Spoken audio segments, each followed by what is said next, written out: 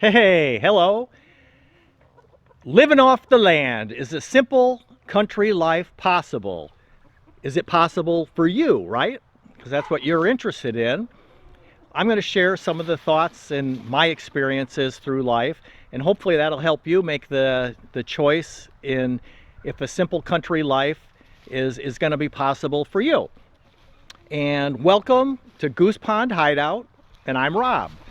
So, simple country life. As you get older, if you're self-sufficient, doing things on your own, maybe you're thinking about even being off-grid, having a garden, making your own food, heating your house with firewood, all the various things that you think about in being self-sufficient and on your own. And as you get older, are those things going to be possible? So I'm going to, kind of share my experiences in how that's all played out. And for one thing, I just wanted to mention, we've got geese, and you can see my goose coop behind me here. And it's one of those little plastic sheds that I put together. And the geese are starting to lay eggs. Here's a goose egg. How big they are. And hopefully it won't break when it's in my pocket. So, that's a source of food, right? But you've got to think about, as you get older, are you going to be able to do these things? Are you going to be able to do these things on your own? And for example, we heat with firewood. And when I lived up in Maine, I heated with firewood, and I've always cut, chopped, and split my own wood. Well, here on the homestead a few years ago, we invested in a log splitter because I kind of knew that at some point splitting wood was going to get more difficult, and it was certainly going to be a lot slower. So the log splitter, lets me split the wood really, really quickly and get it stacked up. When we bought this homestead in 2014, the roof was shot. And I couldn't even get homeowners insurance, but nobody would insure me because the roof was so bad. So I thought, well, hey, I'm handy, right? I did roofing as a teenager, so I can buy the 3-tab shingles and shingle the roof. Well, I ended up having to replace the OSB, which is plywood. It's a kind of a plywood. Those great big 4-foot by 8-foot sheets. You think of those big giant sheets of plywood. And I carried 42 sheets, 4-2, up onto the roof one at a time, up the ladder. There's no way I could do that today. I could not pick up a sheet of 4x8 OSB and climb up the ladder with it, one sheet at a time to replace the roof. And even all the shingles, I bought an entire pallet of shingles. I don't remember the exact square, the number now, but it was a whole pallet. And, they're not light, they're heavy, carrying those up. And I did all the nails by hand. So that's the kind of things, you got to be thinking about. And your firewood, like we said, and your gardening, are you going to be able to rotor-till?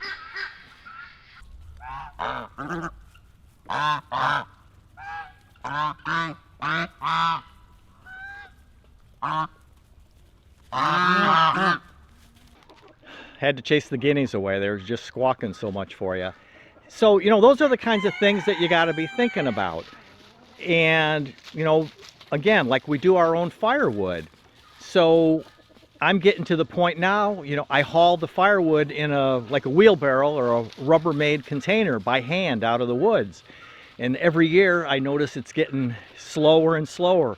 I'm putting less wood in the Rubbermaid so it's not so heavy.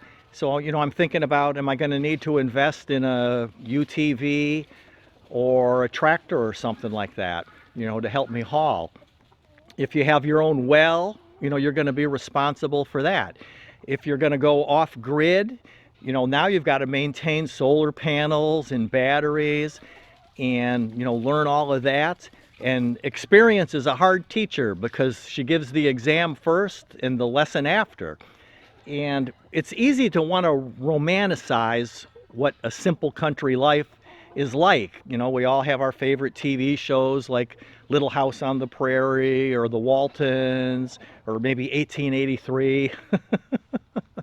That life was a little bit tough, wasn't it? And I, like, my great grandma was born in 1878, so I just always think when I watch that 1883 that my great grandma was a little girl at the time. She could have been one of the kids in the shows with the wagon trains moving west and that. So that's the kind of stuff that you want to be thinking about. Is, it isn't romantic. It is a lot of hard work.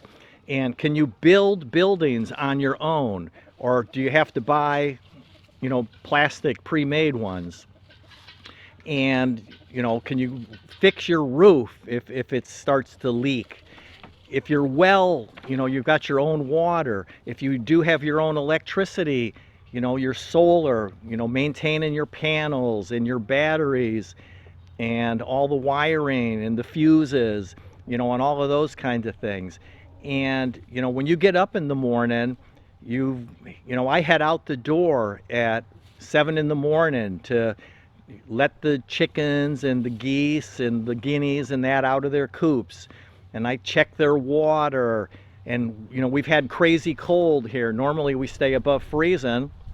But, we had about a week where we were down in the 7, 8, 9 degrees for lows and only into the 20s for high. So all the waterers, froze solid. So I was lugging 5-gallon buckets of hot water out from the sink in the kitchen, to give the animals water. And are you going to be able to carry a 5-gallon bucket? Let's see, 8.3. So 5, if you put 4 gallons of water in there, you're talking, with the bucket, you're talking 35 pounds. 2 buckets, that's 70 pounds. The bags of feed, when we go to the feed store, 50-pound bags of feed, 6, 8, 10 bags of feed in the back of the vehicle. And then lugging them out and putting them into the galvanized, pouring them into, 50 pounds. Can you pick up a 50-pound bag when you're 70, 80 years old? Are you going to be able to do all that? And you just figure out how to do it. I'm not saying don't do it. I'm just trying to share, when it comes to splitting firewood and hauling firewood and watering the animals and feeding the animals and weeding the garden and all of that. It's just something that you really got to be honest with yourself about, because it isn't like a TV show when it's real life.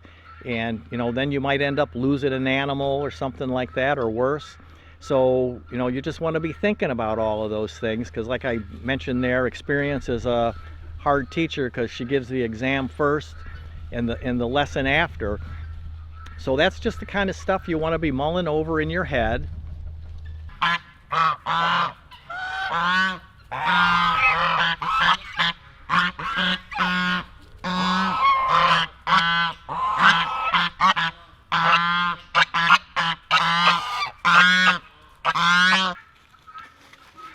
I mean, I love the life, and I like doing all these things on my own. I've always been an independent, taking care of myself kind of person. So just be honest with yourself about all of that, and think about, are you going to be able to do that? Do you really want to do that? I hope so. I hope this is actually motivation to help you want to do it. My goal certainly isn't to talk you out of it. But there are people that end up moving to the country, and then after a while, they decide the life isn't for them. Well, and there's nothing wrong with that either. Life's the chapter book, and we lived on the sailboat, and we were off-grid on our sailboat, and now we're here on the homestead. So there's nothing wrong with experimenting and testing things out. You're not committed to it for the rest of your time on this rock going around the sun. You're welcome to change your mind and do something different. So, let me know your thoughts, and I hope this helps you decide if a simple country life is the life that you want to be living, right?